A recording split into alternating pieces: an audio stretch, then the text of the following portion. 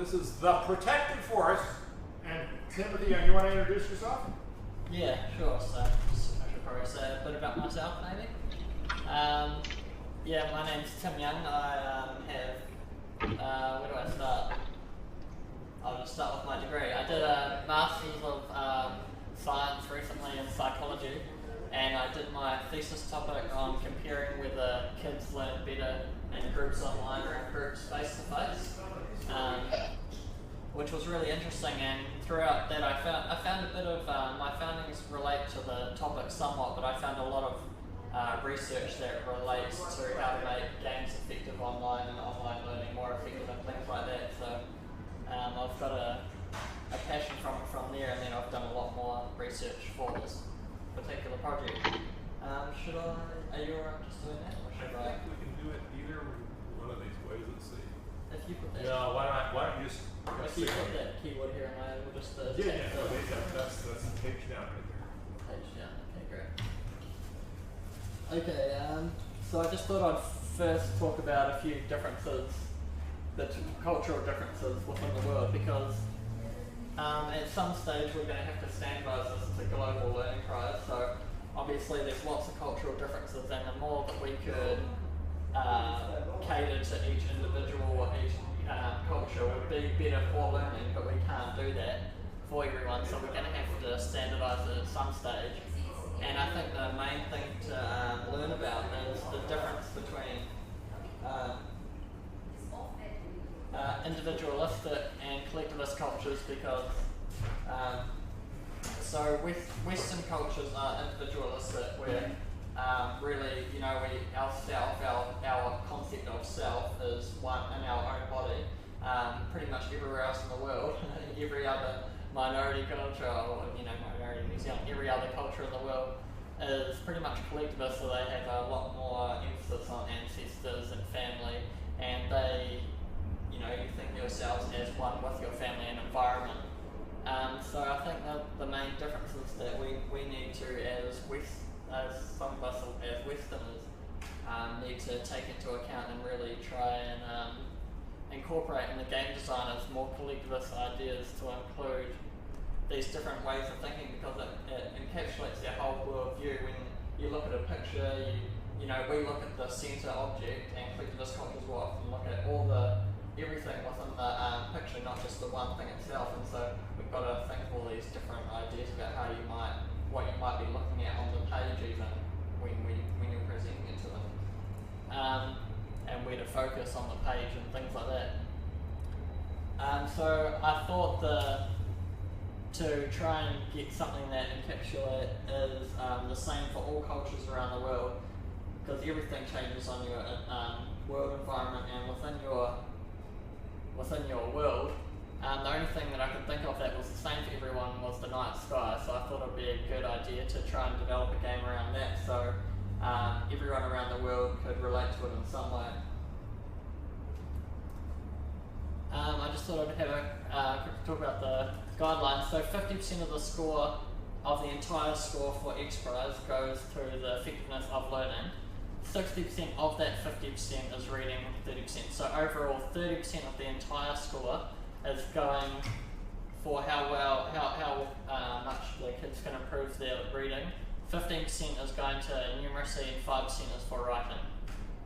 So I just thought it would be interesting to figure out exactly what the baseline literacy and numeracy assessments, what they are, what they're testing, because that's what, if we want to win the competition, although it might be better to teach them other things, we're actually going to have to focus on them to make the game effective for the competition. So these are just from the guidelines exactly what they're testing for reading and writing. So I've just tried to incorporate as many of these as possible in different game designs that can, so some, I'll go into it later, but some will focus on inventive word decoding and reading comprehension. Other games will focus on other skills, obviously, and sometimes you can double those up, and that's the same for numeracy. Sometimes you can do a few of those skills in one game.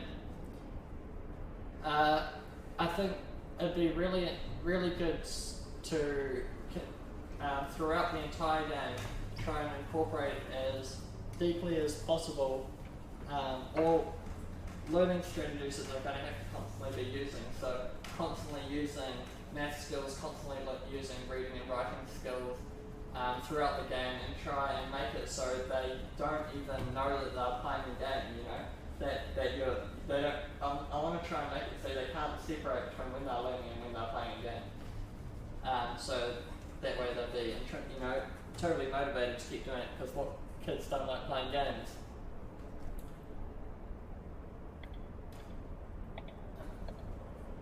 So have to make it as enjoyable as possible to maximise self-motivation. Design a basic video game, so I think the games have to be basic themselves, with plenty of different basic games to keep variety and interest without making it so it takes too long to actually develop each game individually. Need to be able to choose different pathways and goals, so kids need to be really engaged themselves. They've got to be making choices involved with the process. You can't be just telling them what to do the whole time. The stories can be complex because they won't be hard to, you won't have to, that's just coming up with the ideas. You don't have to spend a lot of time on the game itself developing a complex game or something. If you have stories behind it, you can just put slides and a narration, and it keeps it really interesting within the simple games themselves. And that wouldn't take as long as developing complex games. So as simple and as addictive as possible. If possible, get them interacting with peers in a group. I mean, it would be completely unnatural for collectivist cultures not to be involved with other people and in some sort of team, in some sort of more than individual self. It just wouldn't make sense to them. As far as I know, I'm not a collectivist myself. Yeah, sure. Yes, processing mine. Follow your own nose. Pretty much covered all that. So games that might involve popular dream jobs of children, so they can focus on achieving their goals, work towards these goals, and really get interested and motivated, and really building that passion and helping them build that passion. It would be really good if you could get them to use things earlier in the game that will come up that they'll need to take note of and come back later, so they feel like they're contributing their ideas. So what I say here, students feel more connected to the game even if after time away, if their work is still saved, because they'll feel like part of themselves is part of the game. They'll believe part of themselves on the game. And there's a lot of research as well that shows that kids improve their well-being, feel better about themselves because they think they're valued and their work is worth saving. So it just all makes sense. So you might, I'll come to that soon about how exactly that could be done. Prompts should be given to when to leave notes. So you're still helping them along, but you're still letting them do it themselves rather than telling them what to do the whole time. So you might have supplies or something. These are all pretty crude mock-ups that I did on Paint.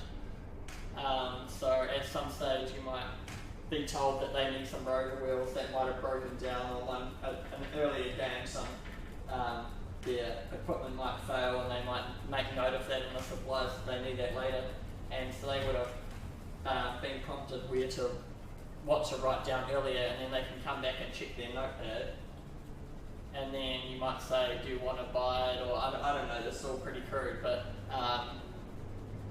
just incorporating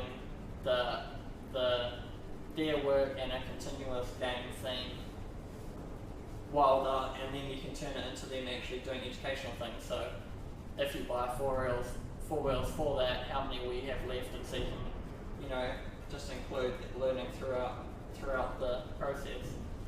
And then you might give them more rewards at the bottom for getting something right, and then they're practicing even more math skills at the same time when they're getting rewarded. You can help them just constantly whenever there's any maths or any chance for reading or writing, just to include that. So students could manage the budget and supplies, maybe not at the start when they're entry level, but after a few months when they're getting more advanced. then they can start managing the budget or amount of supplies that they need and when to buy them, and just really simple numbers, how I had it in the last slide, but still, you know, really should be a lot of fun for them. And then later on, you know, if you need multiple parts or something like that, you can make it more complicated within that. So there's plenty of room for development within the same idea.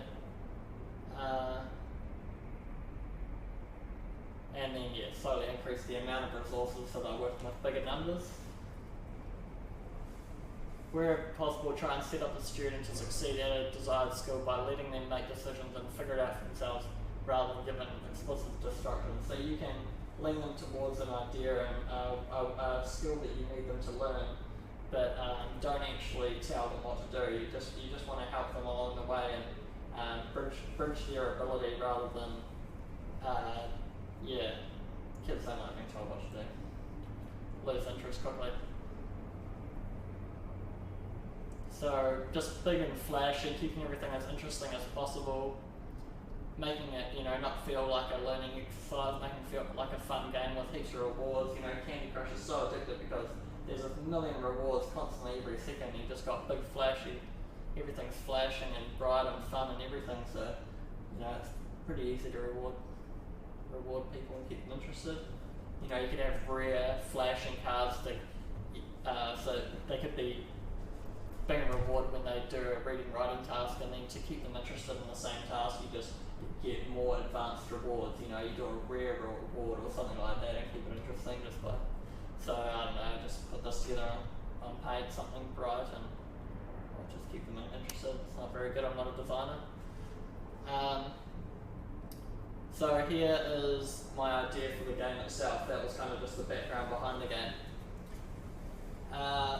So I've come up with the idea. In the future there's 12 orbiters with hardest working problem solving people. So I've got 12 characters that I've developed. I mean, any of this is open to change. It's just kind of freeballing, but with, you know, desirable characteristics, all different professions, trying not to stereotype any profession to a gender or anything like that, and just try to keep everything mixed, and so, you know, no one feels like, you know, they're told to go and play with dolls or anything, but they can just, you know, be told that the sky's the limit, really. And if each of them were near a constellation or something, it would be a good way of them easily learning about the night sky, because, I mean, it won't be assessed, but there's a really good opportunity to teach these kids really good life valuable skills like I'll put in later, fuel tips or water saving tips, or they can relate to the game, but you could easily make it so they're learning really valuable information at the same time.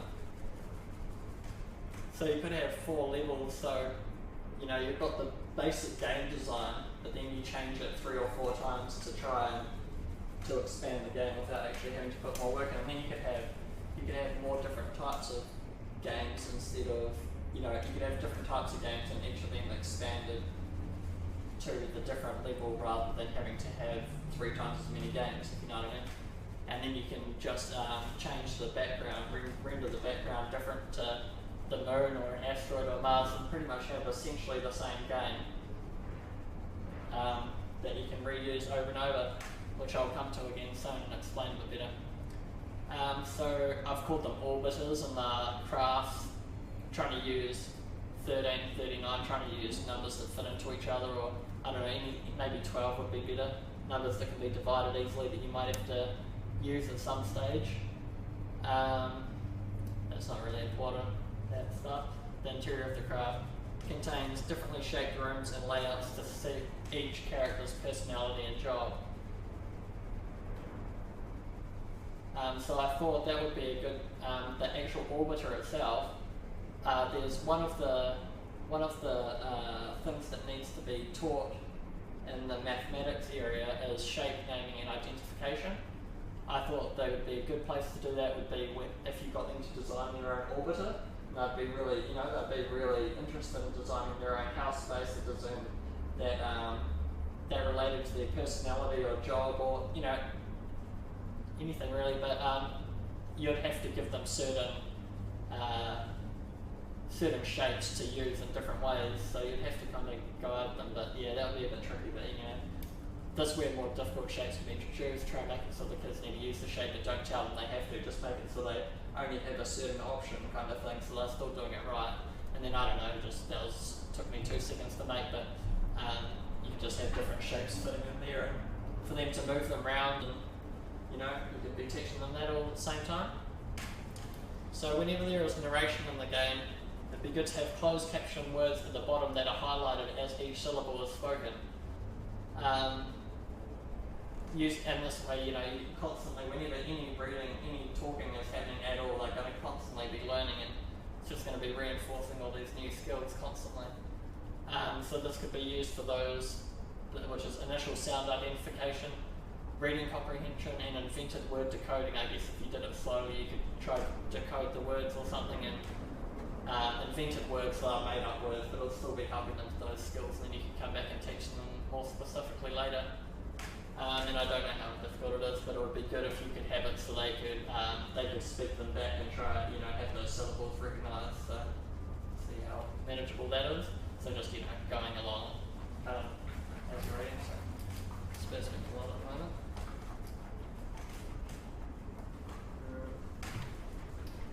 Can you just push my feet into the voice? This? Yeah. Thanks. Yeah.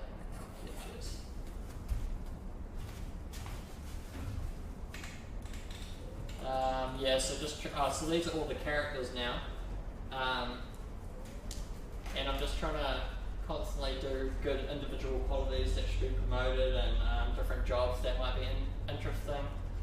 So one of them is a female engineer that will help, you know, develop cities, developing ways to use graphene, you know, and so constantly you'd be working with other. Each person would always need to be working with other members of the team, and always throughout the game, every team member will have to be necessary and have information that other team members won't have. That will be so each member has valuable information that no one else has, to try and teach an idea that all individuals have, you know, unique qualities and information that they could share. So there's another one.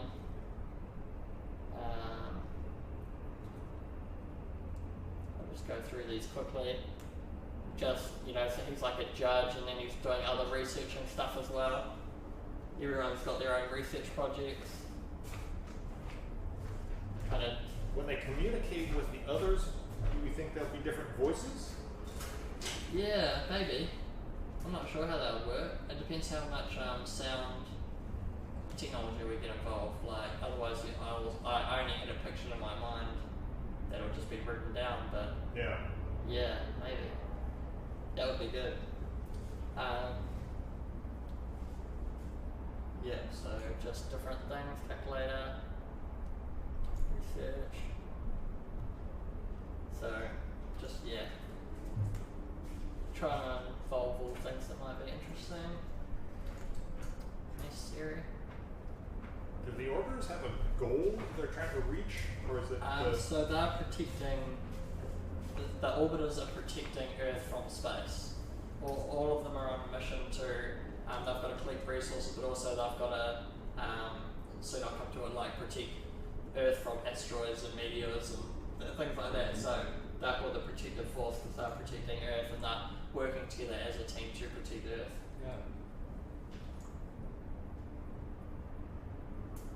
Also, I just introduced. Yeah, the other 3 things I've got at the moment: helium, thorium, and platinum. I don't know. I was just trying to think of original currencies that are in high demand now that would still be needed in the future. Okay, I'll just flip through these. So I even had like an entertainer. She's got a degree in public relations and marketing. Just trying to get really one of everyone, something that each kid can relate to. You know, there's goals within some of them that they're going to be able to relate to, because if you can relate to it, you get invested, you get passionate about, you get really involved in the story. Right, so here's more themes around the actual game itself. They're all working hard to protect Earth from space, so we should all work hard to protect Earth too. These are just running themes I had that might be able to be incorporated in the storyline somehow, that are just good things I thought would to be included. Collaborating with others, realise all other team members have valuable information and is necessary for a successful mission. Everybody has unique qualities to contribute, learning to work as a team. So these are some of the specific games that I've come out with, but I'm not a game designer or a developer, so yeah, they're all pretty crude, but I think they involve, it's more the educational benefits behind them that I'm interested in rather than the actual game itself.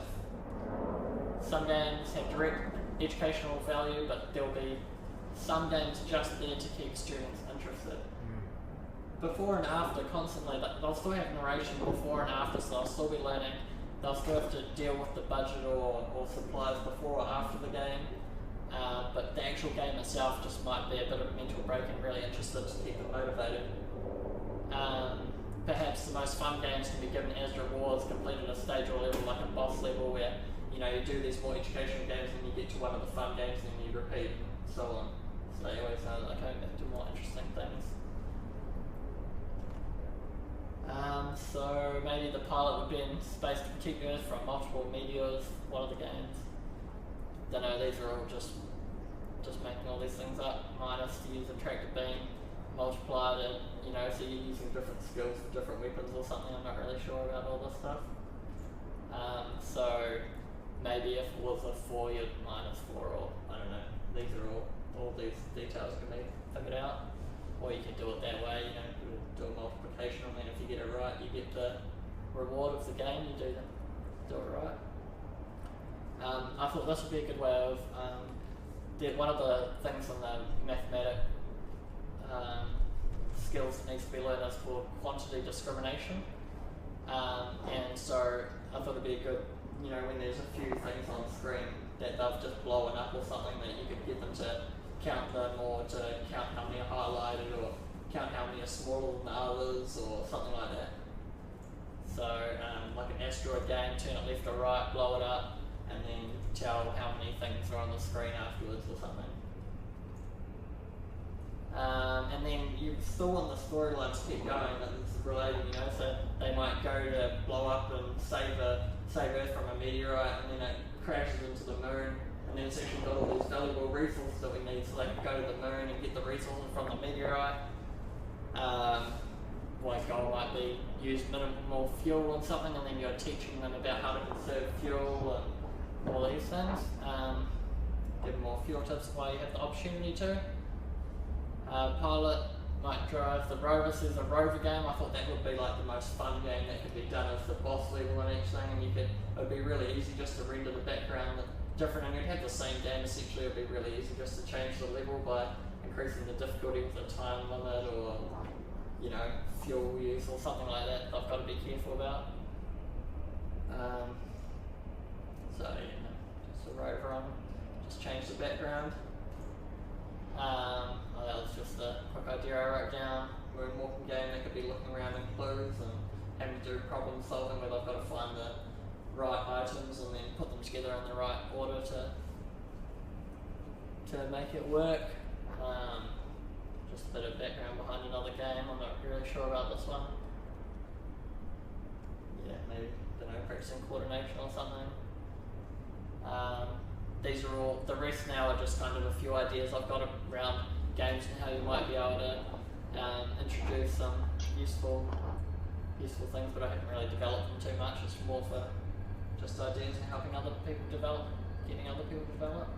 So, something's happened to all the food, and then how will you feed everyone with the remaining stock, and you could go into ideas behind that and teaching them valuable things in their day-to-day life as well.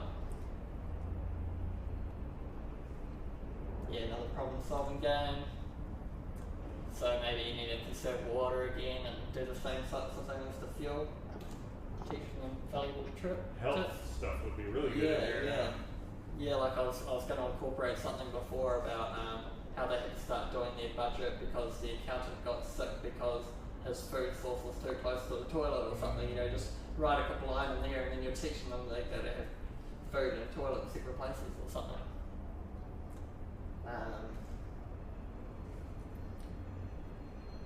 So I mean, you know, social media and stuff is so involved these days as well, as you may as well have an entertainment thing where people are actually doing stuff that they'd be interested in their daily lives as well.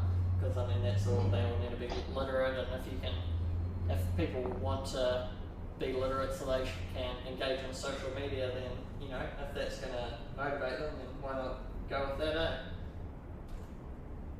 Oh, just another game. Ice caps or something. So throughout the game there's just other ideas I thought that could be incorporated somehow.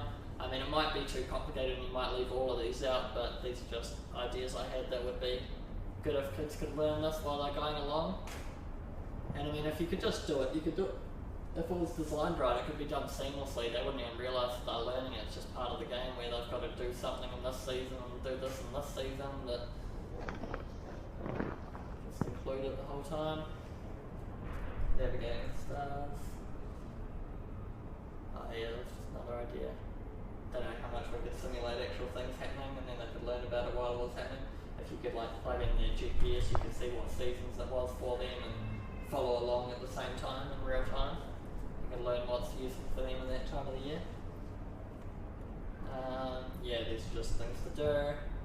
So yeah, these particulars will need this can be, you know, a big thing behind it. Will it be you that replaces these things in 2028? These are, you know, they're going to need it, and so you're really just trying to build the motivation and get them passionate about the whole thing and dream big. And I need to add way more resources. I've only added a few that I had, but these were some interesting resources I found about automated speech recognition for Swahili and different the graphemes and things like that behind Swahili as well. Yeah, so that's it. The protective force. Yeah, it's the idea I've come up That's a with. great vision.